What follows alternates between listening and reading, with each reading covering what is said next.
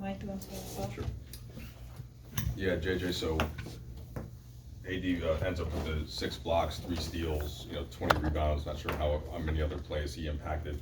What did you see from him, especially defensively? And how did you feel like that impacted him? Yeah, he was phenomenal tonight, and it just shows you how elite he is as a player, that he can have a 7 for 20 night and still dominate a basketball game. For the group, I really felt like this might be my favorite win we've had all season, just because we weren't efficient offensively, but because of our crashing, because we limited them in transition, limited them to one shot, like all of the things that we've preached, that give yourself a chance to win every night if you have an off shooting night and an off offensive night. We did tonight, and it just the group was great. We had so many different contributions at different times. Max and Gabe with the offensive rebounds late, some defensive plays from Cam, just really good stuff. And then AR, LeBron, AD, they were great as always. With Austin, we mentioned something the other night where he's been trying to turn the corner a little more and attacking, and he likes to talk about himself as says I'm not fast, I'm not an athlete. Obviously that's relative being in the NBA, but did you have that conversation with him about the thrust that he can do getting downhill? And because it seemed like there was a lot of what you call the paint to great tonight. Yeah, we talk about it all the time with him. And a lot of that discussion is centered around his decision making once he touches the paint. There's one play, I think Sabonis got a block from behind where he might have, it was a late contest, but he might have had a guy in the corner. Outside of that, he made great decisions when he got downhill, and he just provides us with, again, that thrust, particularly in the half court. I think he's a great athlete. I'll be honest with you. I think he's a great athlete. Maybe not the 1% of the NBA, but he's in the 1% of the world. No doubt. Yeah. LeBron's second game back since the absence. What did you make of his night? Did you see a similar approach that you saw in the last game against Memphis? Yeah, I did. I thought the group played the right way offensively, particularly to start the third quarter. I ended up not having to use the timeout, but I challenged them at halftime to just go play, not walk the ball up, get into our stuff quicker, play like we do most of the time in the first half to start the third. Because of the timeout situation, just the game flow, I didn't end up using that timeout 4 minutes in, but I thought he was a big part of that, getting to second actions, being a screener, being a hub. I guess outside of a couple guys, we didn't get great shooting nights from guys, but the way we played and the process with which we played, I really liked.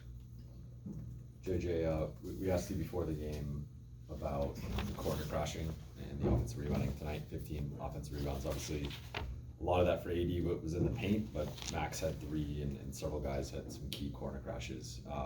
What did you make of that, and just continuing to emphasize that? Yeah, I thought it gave us not just extra opportunities, it gives you life. You miss a couple shots in a row, it can be deflating. I think we were plus 14 or plus 15 in scoring opportunities tonight. So in terms of the possession game, we did a really good job, both with our turnovers. I think we ended up with 11 3-shot clock violations. But that was big between that and the crashes and our ability to just get multiple stops in a row on a poor shooting night was huge, particularly on the road. Kind of going back to the possession battle, that was something you guys came into the season emphasizing. Just been a back and forth with it up to this point. Just especially if you guys have gone through this, I guess, kind of offensive lull, how much more is that emphasized by you and the coaching staff? The possession battle, that is. Yeah, something that's talked about on a pretty consistent basis. with regard to, the physicality that we need offensively to not turn the ball over, to not get disrupted, to get into our stuff, to create advantages, all of those things. And then, I talked to you guys before the game. There's guys that are pretty consistent with the corner crashes, and Max is one of those guys. Rui has been great. DK's been really good at times. Gabe's been really good at times. So just continuing to rev those guys up and helping us get extra opportunities is big. Coach Reddick, in that fourth quarter, with all due respect, that was the strong man at the circus act that I seen. LeBron James, he touched everybody on that floor. He made everybody feel him.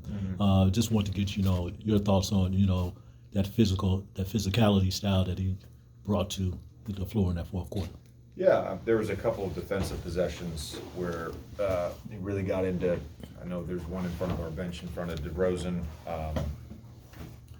and offensively just kind of playing bully ball a little bit. We executed our horns rip, and he got a layup, and was physical with DeMar because they weren't switching that, so he was going to be open. Ultimately, it was the low man that came out with DeRozan, but I think if we can create those, we call them Mac truck lanes, particularly in transition or early transition, early offense, and him just getting ahead of steam, usually good things happen. What does it mean? Last question. I'm sorry about that. What does it mean when someone at this age, playing at a high endurance level like LeBron, doing this? Because probably hadn't seen anything like this since Will Chamberlain. Mm-hmm.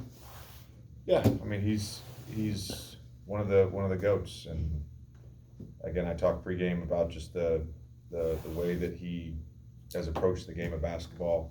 It's remarkable that he's able to not only just keep himself in the shape to play at this age, but still be playing at an elite level.